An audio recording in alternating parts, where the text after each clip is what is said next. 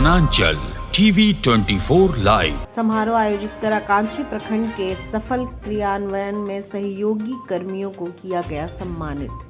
गम्हरिया प्रखंड के आकांक्षी प्रखंड कार्यक्रम के सफल क्रियान्वयन और प्रधानमंत्री पुरस्कार 2024 के प्रथम पुरस्कार मिलने के उपलक्ष्य में आदित्यपुर ऑटो क्लस्टर में फ्रंटलाइन वर्कर सम्मान समारोह 2 का आयोजन किया गया। इस मौके पर मुख्य रूप से जिला उपायुक्त नीतीश कुमार सिंह उपस्थित थे। उन्होंने गम्हरिया को आकांक्षी प्रखंड घोषित किए जाने के बाद इसके समुचित विकास में लगे रहे सभी फ्रंटलाइन वर्कर्स की भूमिका की सराहना की। उन्होंने कहा कि आंगनबाड़ी सेविका, सहायिका, जल सहिया, ANM, स्वास्थ्य सहिया, CHO, पंचायत सचिव, मुखिया और अन्य पदाधिकारी जिनके अथक प्रयासों से प्रखंड में सकारात्मक परिवर्तन संभव हुआ है, उन्हें प्रोत्साहित करना जरूरी है।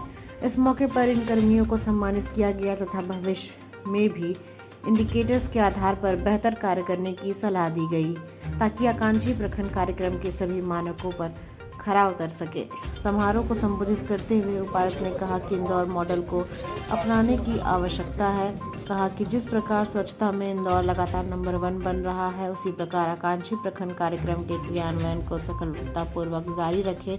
इस मौके पर DDC आशीष अग्रवाल, गम्हरिया के प्रखंड विकास पदाधिकारी अभय कुमार द्विवेदी, अंचल अधिकारी कुमार अरविंद बेदिया, CDPO दुर्गेश नंदनी, प्रखंड शिक्षा प्रसार पदाधिकारी सुब्रत महतो समेत काफी संख्या में प्रखंड के आंगनबाड़ी कार्यकर्ता, स्वास्थ्य कर्मी, पंचायत प्रतिनिधि और सरकारी कर्मी उपस्थित थे।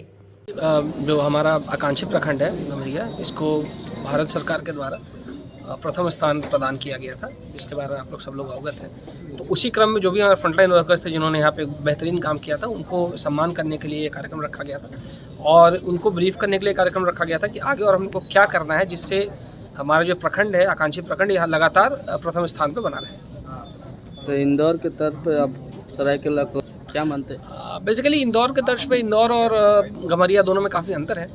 अगर आप लोकेशन देखें और स्केल देखें तो बेसिकली इंदौर का रेफरेंस इसलिए लिया गया था क्योंकि इंदौर में वो एक बार प्रथम आने के बाद स्वच्छता में जो प्रथम आया था, तो उनके मन में जो ये प्रथम रहने की जो धारणा बन गई है, तो उसी धारणा के संदर्भ में यहाँ पे बताने का प्रयास किया कि जो इंदौर ने किया वो हम लोग भी कर सकते हैं और बाकी इंदौर में जो बेहतरीन काम हो रहे हैं सर्टेनली उसको हम लोग यहाँ पे एग्जीक्यूट करने का प्रयास करेंगे। सर, ये जिला डेल्टा रेटिंग जो होता है ना, वो बड़े टेम्पररी ड्यूरेशन का चेंजेस को रिफ्लेक्ट करता है और अगर कोई आप कुछ काम होते हैं जो कि इमीडिएटली होते हैं, कुछ काम होते हैं और जिनको करने में लंबा समय लगता है, तो उस समय कभी कभी अगर आप कुछ बड़ी चीज़ों को टारगेट लेके करते हैं तो कुछ जो छोटी मोटी चीज़ें वो थोड़ी सी पीछे होती है, बट अगेन उसको हम लोग कोप अप कर लेंगे। ये अगर over long period of time अगर आप देखें, 1 साल के ड्यूरेशन में देखें, तो डेल्टा रैंकिंग फिर बहुत ज़्यादा मायने नहीं रखेगा। सर, तो क्या अंदर में ये कि कोरोना की लहर दोबारा आने की आशंका है, क्योंकि कई जगहों पे हम लोगों को मॉकड्रिल का भी इंस्ट्रक्शन था, वो सारी चीज़ें हम लोग करवाएं। सभी लोग तत्पर हैं और जितने भी लोग हैं, सब लोग अनुभवी है, सब लोग एक्सपीरियंस्ड है, तो ये हमारे लिए कुछ नई बात नहीं होगी। हम लोग ऑलमोस्ट पूर्व में इस चीज़ को एक बार हम लोगों ने इस चीज़ को हैंडल किया है, तो इस बार भी हम लोग बेहतरीन तरीके से इसको हैंडल कर देंगे। अबू आवास, देखिए, अबू आवास और PM आवास जो है, ये दोनों बड़ी महत्वाकांक्षा योजनाएं हैं।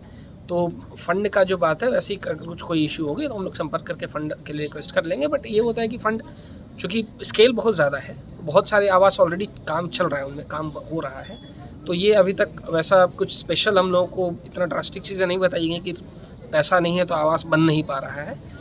ऑलरेडी है, कंस्ट्रक्शन फेज चल रहा है, कंप्लीशन भी हो रहा है, तो ये इतनी बड़ी समस्या नहीं। यदि कुछ होगी तो हम लोग इसका निदान कर लेंगे।